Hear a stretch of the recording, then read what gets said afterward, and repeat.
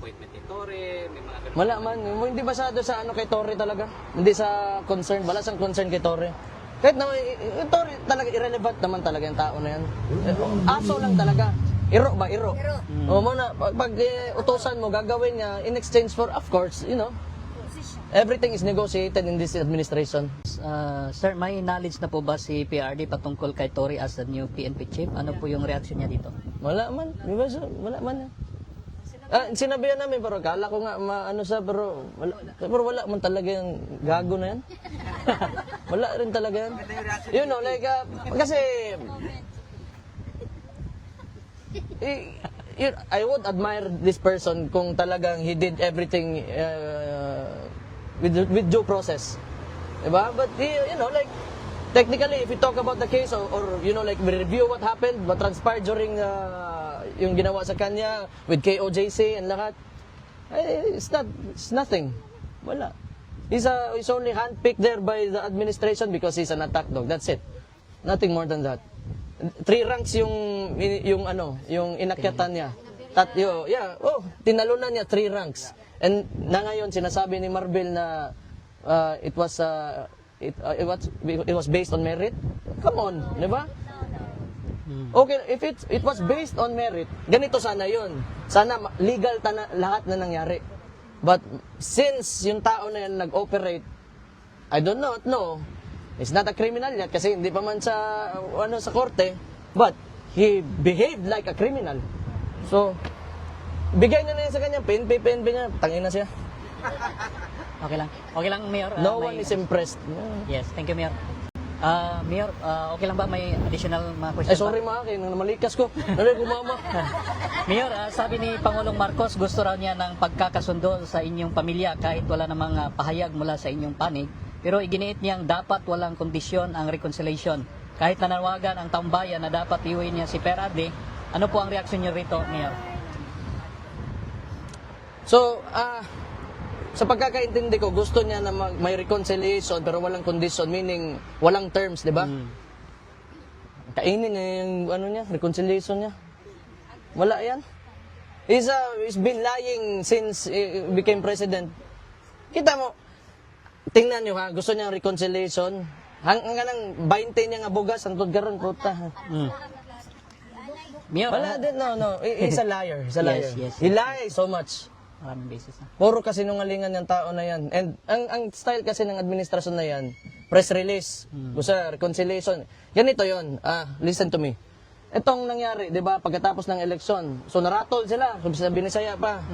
Parang shaken sila with the results. Kasi, nung pagsabi niya, 12-0, papasok sila. Then, ang nangyari, wala, watak-watak. And we do not even know kung saan kinuha ni Bam at saka ni Kiko Pangilinan yung boto nila. Huwag na natin pag-usapan yan because Pero, di ba, yung resulta ng election, you have the administration, madumi na nga kayo maglaro, tapos ganun pa yung result na nakuha nyo. So, may mass resignation ngayon nangyari. Now, I have this theory. Itong mass resignation, sino man yung na umalis talaga dito, isa Soljan Guevara, di ba?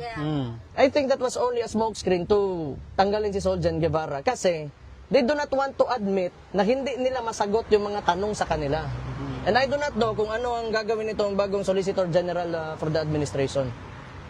So, yan, puro PR, puro positioning, puro angling sa media, and puro propaganda. That's all that you will get from this administration. It's been 3 years and it's been like that.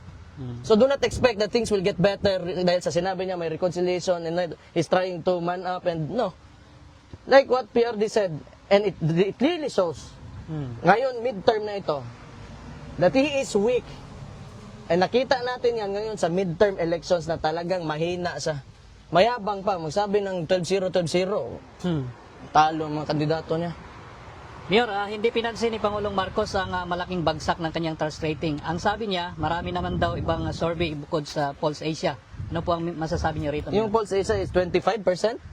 35? 25. 35? Well, let me tell you, I've seen the other surveys.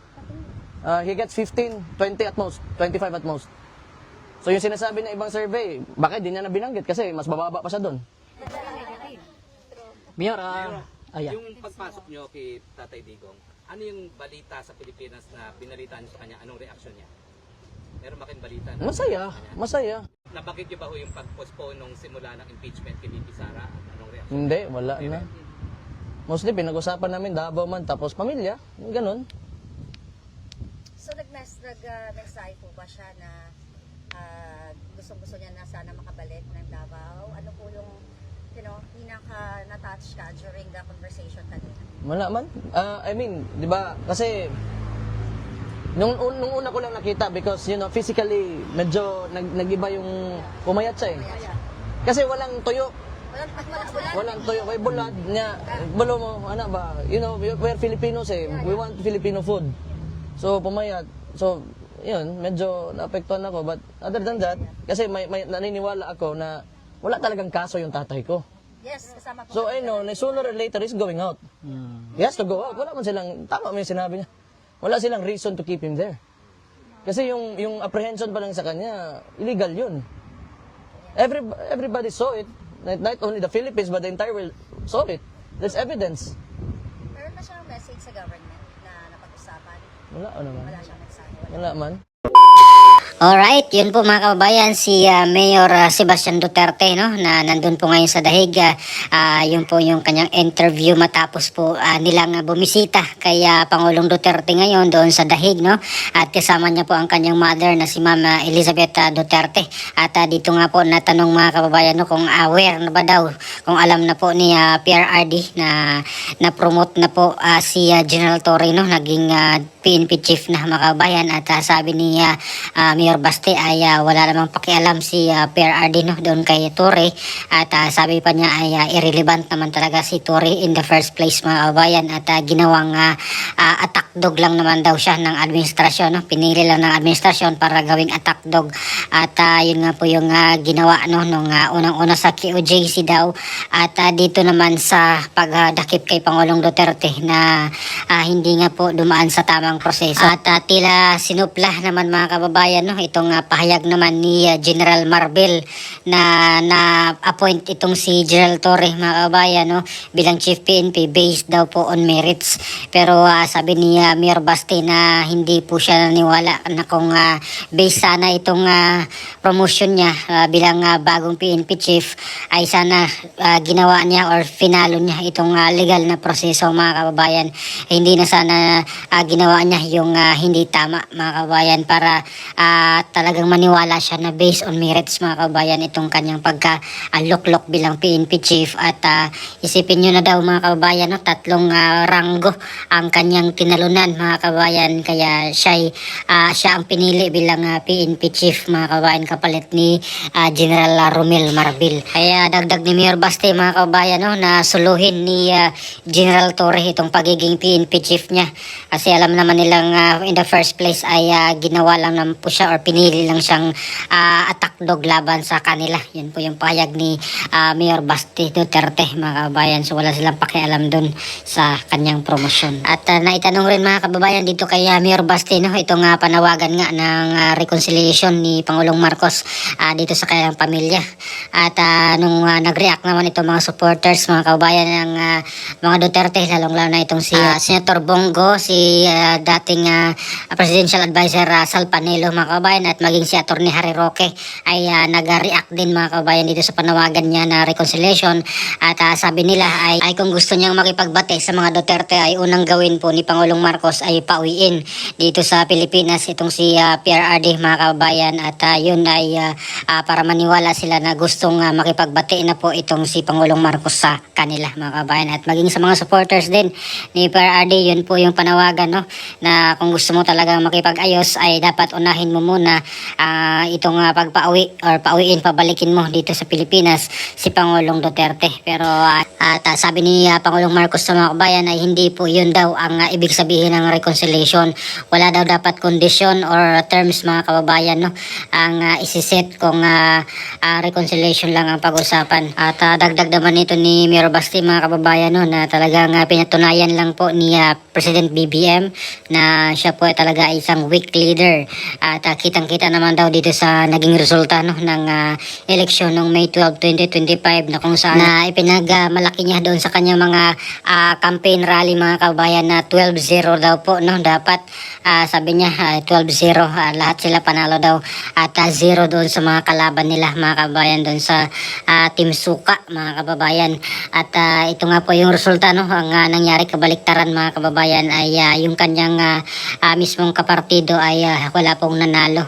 Pero yung mga nakalusot lang doon sa kanyang kaalyansa mga kababayan ay galing po ng ibang malaking partido rin kagaya po ni Tito Soto, Ping Lacson, sila Pia Cayetano mga kababayan na galing po ng ibang malaking partido mga kababayan. At sa kabilang banda mga kababayan, tila malungkot po itong si Mayor Basti Duterte dahil pumayat daw po ito mga kababayan, no, si PRRD doon sa loob ng detention facility at idinaan niya lang sa biro, no, na wala daw pong tuyo daw kasi doon sa loob or walang bulad sa Bisaya pa, kaya pumayat mga kababayan. Pero sa kanyang kalooban ay medyo nalungkot po siya dahil nga po ganun na po yung sitwasyon ng kanyang tatay mga kababayan na isang matanda na nakakulong doon sa loob ng detention facility at hiling niya na makakalabas po si PRRD dahil unang-una wala naman pong kasong dapat ikaso sa kanya mga kababayan, kaya walang rason na dapat siyang i-detain, no, doon sa loob dahil unang-una wala naman po siyang kaso talaga.